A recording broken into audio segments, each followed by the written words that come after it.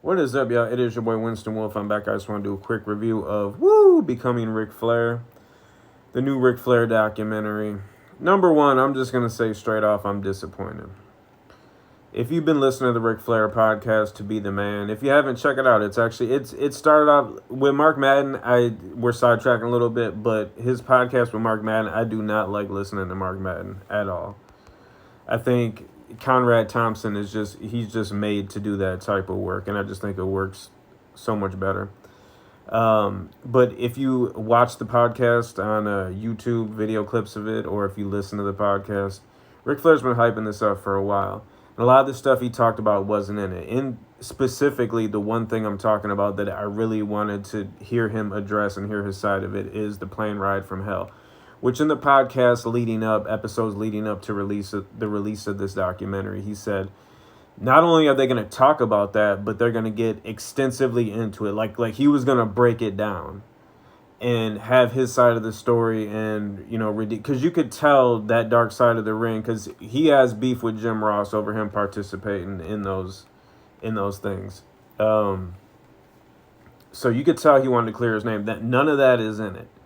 You want to know why? Because it's a Peacock original and WWE produces it, which that's just very few documentaries, very few have they been honest about things. They'll do it here and there. Like I'm talking about going back to the DVD days, like when they had they put out the ECW documentary and things like that.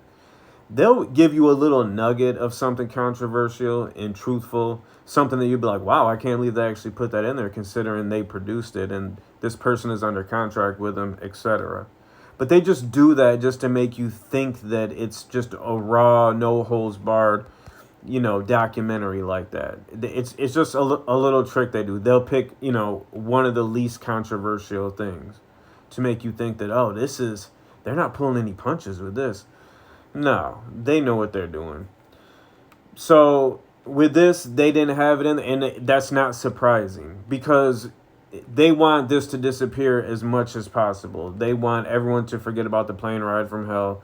They want everybody to forget about any negative thing involving Ric Flair. Because Ric Flair, up until the day he dies, and even more after he passes away, which, I hope Ric Flair and Hulk Hogan both live forever. But, I mean, he's worth a ton of money now. When he dies, that's going to be another huge, a big, cash cow, a whole nother one. Because you're going to have a whole nother wave of Ric Flair stuff, of Ric Flair movies, of all this. You know what I'm saying? So they want to keep all that stuff out of people's minds. They don't want to even remind you of it. Even if he's bringing up facts or facts that he deems them, his perception of everything. Even if it's, to redeem him and what he's saying could redeem him. Still, you're going to be like, if you're not familiar with it, you're going to Google it. You're going to go on YouTube. You're going to watch the Dark Side of the Ring episode. You're going to watch shoot interview clips of people talking about it. So it's not even worth him defending himself to them with that. Also, we've seen all this stuff before. If you want to watch a good Ric Flair documentary, watch the ESPN 30 for 30. I saw it when it came out, but actually, oddly enough, I found it at a dollar store for $1, a DVD of it. That's the best Ric Flair documentary that you're going to get now. After he passes away, yeah, you're going to get you're going to get an awesome Ric Flair documentary after he passes away.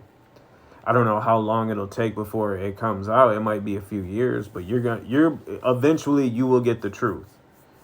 You will get, and I'm not saying that in a bad way. I'm just saying nobody is this, oh, I didn't do anything wrong. I mean, Flair, he'll admit, he drinks, it wasn't a good father, blah, blah. But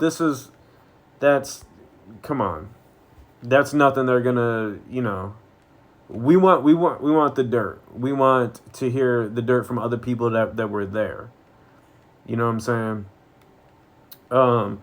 But the whole shame of this is you could have done, because ever since the Jordan Last Dance documentary, they've just been wanting another long form documentary. Who was it? Not Hulu. Was it Hulu? Somebody tried to do it with the Lakers, which I'm a diehard Lakers fan. Anybody that knows me, been a diehard Lakers fan forever, to the bone gristle. They tried to do it with the Lakers. It was not as good as the Jordan Last Dance documentary. Also, anybody who isn't into basketball or whatever, but you like documentaries, that's what a great documentary is. If you don't know anything about the subject, and a great documentary can get you interested in it. Maybe not after the documentary is over, but in the time that you're watching the documentary, a great documentary will have you just enthralled with whatever the subject matter is. Watch Michael Jordan, The Last Dance. If you haven't seen it, you're the last person on earth. But that's what the Ric Flair story deserves, is that. Because you could get into the Horsemen. Once they enter the picture, that could be, if you're thinking, well, how are they going to get 10 hours of... Stop it. Stop it. Nah. Especially when you bring in the Horsemen. You get a definite 10 hours. You bring in Evolution... Just the people involved in their stories and the way that connects with Ric Flair. Right there, you just have content for days. Probably, a 10 episode documentary at an hour a piece, that might be shortchanging it. You might have to do 10 episodes, but have them be actual movie length. 60 minutes, 2 hours long. Not 60 minutes, 90 minutes, 2 hours long, something like that. But I just, if you're a fan of Ric Flair and you see this, you've seen better. You've seen, the WWE documentaries that have been scrubbed down are better than this. This just isn't. Nah. The one thing that I thought that they got into a little bit better than the other documentaries is just the plane crash. And that was maybe, 2 minutes long? So I was just disappointed, but it's Ric Flair, and it's new Ric Flair content, and it's just new interviews, and it's just variations of stories that you've heard a million times. But you're just hearing a little bit more. You're hearing it told a little differently.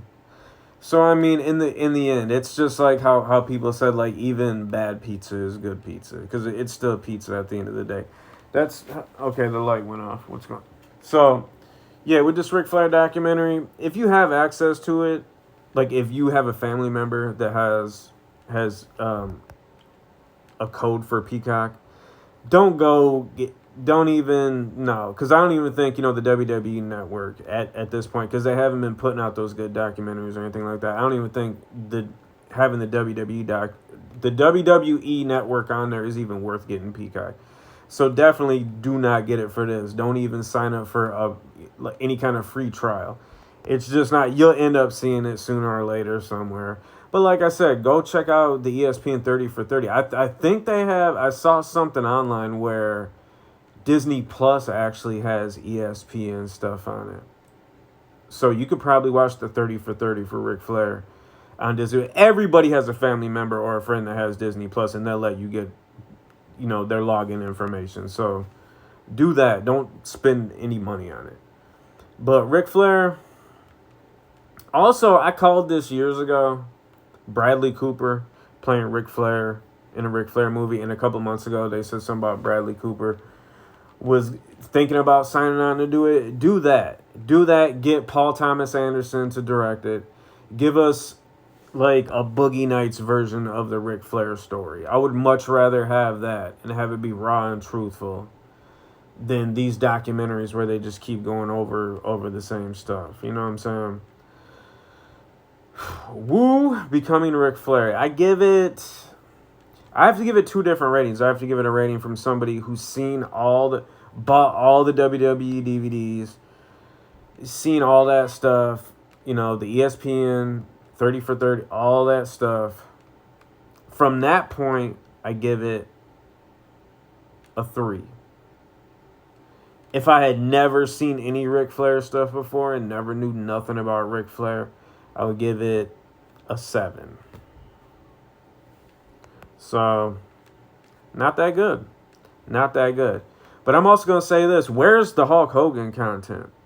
We all love Ric Flair. This man has more love and props and just everything than he can have. It's He's not lacking in any pat on the back or anything. Hulk Hogan, on the other hand, granted, some of this stuff has been brought upon him, you know, with his own actions and his family and everything like that. But you gonna say Ric Flair hasn't? Like, we love Ric Flair through all his faults and everything. We should love Hulk Hogan through all his faults and everything. Like, Hulk Hogan needs this kind of love that Ric Flair has been getting. Because there's only two of them. There's only two of them, and they sure as hell ain't getting any younger. And they're going to be gone. And the day that Hulk Hogan passes away, everybody... Look at me, listen to me. Because I've been saying this for a while. The day that Hulk Hogan passes away, if Hulk Hogan passes away tomorrow, God forbid, because I love Hulk Hogan. I love Hulk Hogan. Pause. If Hulk Hogan passed tomorrow, you wake up, you see the new Hulk Hogan, wrestling legend, whatever. Like I said, God forbid. Everybody is going to pretend that they were a day oneer. They're going to be, when I was a kid, oh my God, my favorite wrestler. Then act like it. All right? Take some of that love you give to Ric Flair, throw it over Hulk's way a little bit, okay? Because it's a shame. Because WWE and the wrestling world in general has been wasting Hulk Hogan for the last whatever years. They've been trying to get Flair AEW. AEW was going to bring Flair in. But then that whole Dark Side of the Ring Plane Ride from Hell episode came out with the stewardess talking wild, crazy stuff. So, of course, they were like, well, wait a little bit, let things cool down, then we'll go back to this idea of bringing you in. I don't even think they're trying to... I mean, you can't tell me that Tony Khan can't afford bringing in Hogan for something here and there. Stop it. So Hulk Hogan ain't been getting no love. So just cut it out. We need to give love to the Hulkster too. Pause. Ric Flair Woo becoming Ric Flair. That ain't it, Chief.